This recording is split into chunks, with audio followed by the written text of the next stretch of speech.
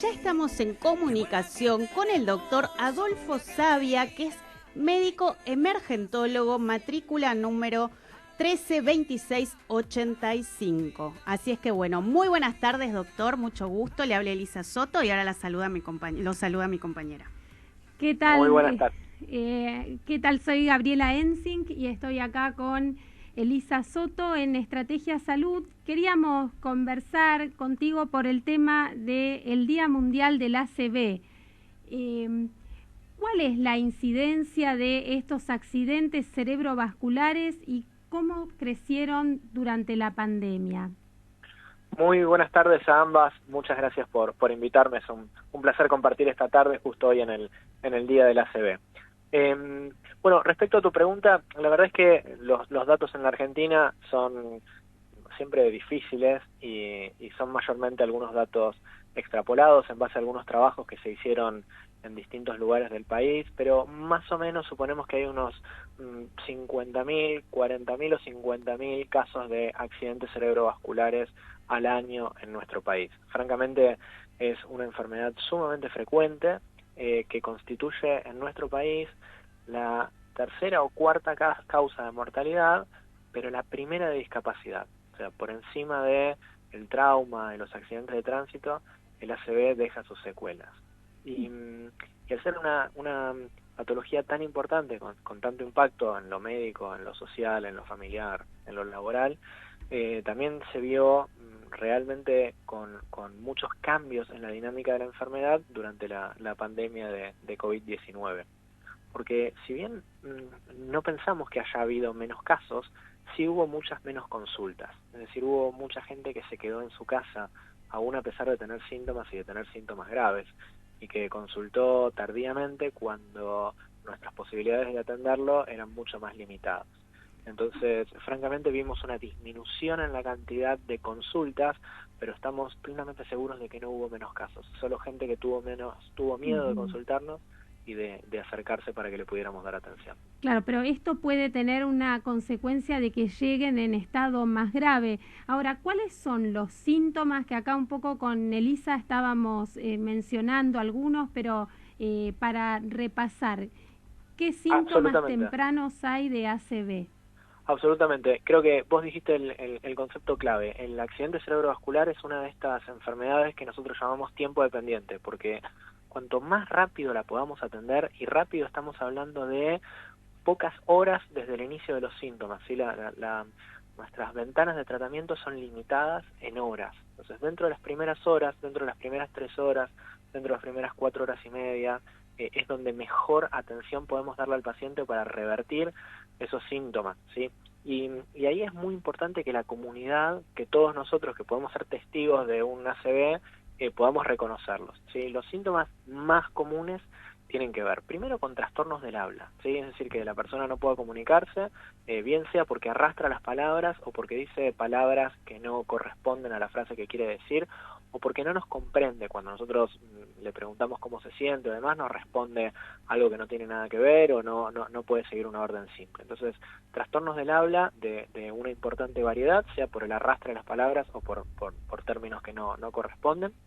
Luego, trastornos motores, ¿sí? Es decir, pérdida de fuerza, que habitualmente tiene que ver con la mitad del cuerpo, ¿sí? Entonces, pérdida de fuerza en un brazo, en una pierna, pérdida de fuerza en la cara, que se traduce en la desviación fundamentalmente de la comisura del labio hacia uno de los costados de la cara, o sea, tiene la boca torcida, ¿sí?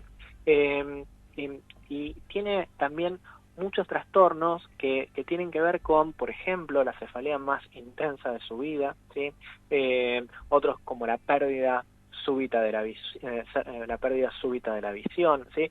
Hay varios signos y síntomas, pero fundamentalmente concentrarnos en los trastornos motores, el trastorno del habla, trastornos sensitivos, ¿sí? Es decir, que tenga pérdida de la sensibilidad en la mitad del cuerpo o un trastorno de la sensibilidad también. Son múltiples los síntomas, pero lo que más lo caracteriza es el inicio súbito, ¿tá? O sea, pérdida súbita de la fuerza, trastorno súbito del habla, trastorno súbito de la sensibilidad, trastorno súbito de la visión, ¿sí? La pérdida súbita de la visión que a veces se puede recuperar. Y también estos síntomas pueden ser síntomas transitorios, es decir, que el paciente, por ejemplo, empiece con un trastorno del habla y pérdida de fuerza, y que estos signos y síntomas desaparezcan antes de la llegada del servicio médico. Eso puede ser un accidente isquémico transitorio y también es una emergencia médica y también tiene que ser evaluada por un equipo médico. Bueno, un poco mi pregunta, doctor, apunta a esto último que señalaba. Esta cuestión de que quizá uno tiene súbitamente alguno de estos síntomas y después desaparece. ¿De todas formas es motivo para la consulta médica o no? Absolutamente. Cuando cualquiera de estos síntomas aparecen, con que aparezca uno solo, es decir, pérdida de fuerza, trastorno del habla, trastorno visual, trastorno de la sensibilidad, la peor cefalea de su vida, la pérdida súbita de la visión, con uno solo que aparezca, es muy importante que activemos el servicio de emergencia, ¿sí? Sea el 107, el servicio de emergencia público, o el servicio de emergencia de la prepaga u obra social al que estemos afiliados. Y es muy importante que entendamos que aunque esos síntomas desaparezcan, pueden reaparecer y pueden instalarse de forma definitiva. Esos accidentes isquémicos transitorios funcionan a modo de aviso porque, digamos, claramente nos marca que puede existir un riesgo de tener un accidente cerebrovascular en muy poco tiempo, por lo tanto, no hay que menospreciar nunca los síntomas, nunca demorarnos, por más que los síntomas parezcan leves, y esto nos pasa todo el tiempo que los pacientes nos dicen, no, bueno, yo en realidad perdí un poco la fuerza, pero un poquito, sentía que se me caía un poco el café por la comisura del labio, pero bueno, recién me había levantado. No, nunca demorarnos. Apareció un síntoma, activar rápidamente el servicio de emergencias prehospitalario al 107 o el número de la obra social o prepaga, porque todos estos servicios de emergencia prehospitalarios van a responder rápidamente. Un código de ACV es una emergencia médica igual que un infarto de miocardio o un traumatismo grave, y nos van a meter dentro de un protocolo de ACV que va a estar en comunicación con un hospital capaz de atender el accidente cerebrovascular, y nos van a ingresar en una red de tratamiento, que ese es como el concepto clave de la dinámica de la atención de la ACV. Es una atención en equipo que empieza por el reconocimiento de un miembro de la comunidad, de un miembro de la familia o lo que sea, que pasa por el equipo prehospitalario y que se traslada luego a un hospital preparado para el manejo del accidente cerebrovascular. Doctor, y yo todo esto lo estaba relacionando mucho con el estrés. No sé si en qué medida el modo de vida que tenemos y el hecho de la pandemia con la incertidumbre, el encierro, todo este aumento de la ansiedad pueden generar un ACV incluso en personas que no tienen otros factores de riesgo como tabaquismo o diabetes o obesidad. Muy bien. A ver, sin duda que el estrés es un factor de riesgo para la enfermedad vascular en general, ¿sí? No nos olvidemos que el ACV comparte los factores de riesgo con el resto de las enfermedades vasculares, sea del corazón o sea de las grandes arterias. Así que sin duda el estrés como tal es un factor de riesgo independiente. Ahora, siempre el estrés uno termina asociándolo con otros factores de riesgo, termina asociándolos con trastorno del colesterol, con obesidad, con hipertensión, y muchas veces pasan con tabaquismo, y muchas veces pasan desapercibidos, porque en el contexto del estrés y demás, uno no suele llevar buenos controles, o no suele llevar una buena alimentación, o un estilo de vida saludable con adecuado ejercicio. Entonces, si bien el estrés es un factor independiente, sin duda de riesgo, es raro que lo encontremos solo. Cuando uno escarba un poco más, el estrés siempre está acompañado de alguno de los otros. Entonces, cuando uno detecta el estrés como a veces un marcador y una bandera roja, es muy importante que podamos parar un poco y podamos mejorar globalmente el estilo de vida. Uh-huh. Y en relación con la pandemia, sin duda, cualquier estresor, cualquier situación de crisis a la cual nosotros nos estamos enfrentando, eso modifica nuestro estilo de vida, modifica nuestra conducta. Entonces claramente se establece como quizás un factor de riesgo, y hay buenos trabajos realizados fundamentalmente con infarto de miocardio que aumentan en algunas condiciones, por ejemplo en el contexto de algunas inundaciones, terremotos y demás, hay bastantes reportes de aumentos de infarto cardíaco, así que esto sin duda, y específicamente relacionado con la pandemia, si bien no es la asociación más importante que estamos viendo, en algunas series de trabajos en otros países y demás, vieron alguna asociación entre pacientes con COVID positivo y cuadros graves y cuadros neurológicos, incluyendo accidente cerebrovascular. O sea que también podría haber un link por ahí en algunos pacientes con COVID y con COVID grave y accidente cerebrovascular. Nosotros no lo vimos tanto todavía. Doctor, y para ir a la forma de prevenirlo, ¿qué medidas podríamos tomar en nuestro estilo de vida para evitar o prevenir una ACV? Muy bien, esa es una pregunta clave. Digo, modificar nuestro estilo de vida es lo que nos va a permitir mejorar globalmente nuestra salud cardiovascular, del corazón, de los grandes vasos y también del bajar el riesgo del accidente cerebrovascular, el control de la presión arterial y seguir todos los tratamientos que nos hayan prescrito en relación con la presión arterial, la diabetes, si tenemos alguna arritmia como la fibrilación auricular, que es un factor de riesgo para el accidente cerebrovascular, mantenernos en el tratamiento anticoagulante, realizar ejercicio supervisado regularmente, seguir una dieta y un plan de alimentación sano, que sea benéfico para la hipertensión arterial, manejar adecuadamente el colesterol, tanto con una alimentación sana como con actividad física y eventualmente con medicación. Es decir, modificar todos esos factores. Sin duda el tabaquismo es el factor de riesgo modificable más importante para la enfermedad cardiovascular en general. Entonces, digo, la cesación tabáquica es un aspecto clave para bajar el riesgo cardiovascular, hacer un uso racional del consumo de alcohol. Es decir, cualquiera de estas condiciones tienen un gran impacto, pero sin duda y como factor de riesgo independiente, el tabaquismo es uno al cual tenemos que atacar notoriamente para bajar el riesgo de la enfermedad cardiovascular.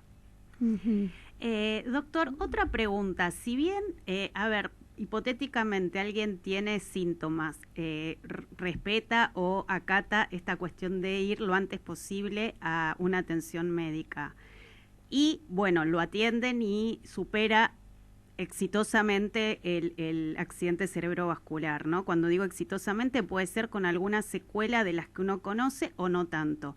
Si fuera que queda con muy poca secuela, ¿de todas maneras deja una especie de huella cerebral, por decirlo de alguna manera? Es decir, aunque yo sienta, bueno, en algún momento tuve una ACV, me trataron, lo superé, ¿igualmente quedo con cierta predisposición a repetirlo o no? Sí, o sea, si yo le hago una tomografía o una resonancia, le hago un estudio de imagen a una persona que sufrió un accidente cerebrovascular, sin duda voy a ver algún grado de daño en su tejido cerebral, eso no hay duda al respecto. Y sin duda haber tenido una ACV o haber tenido un evento vascular es un factor de riesgo para tener un próximo evento, que claramente lo podemos bajar con la prevención secundaria, es decir, después del primer ACV, después del primer infarto cardíaco, uno tiene que ser muy agresivo, entre comillas, o muy estricto a la hora de controlar todos los factores de riesgo, administrar tratamientos a veces con antiagregantes como aspirinas, si detectamos la fibrilación auricular, darle anticoagulantes, dar estatinas para bajar el colesterol. Es decir, después de un primer evento cerebrovascular, el riesgo de tener uno nuevo es importante y ahí empieza la fase de la prevención secundaria.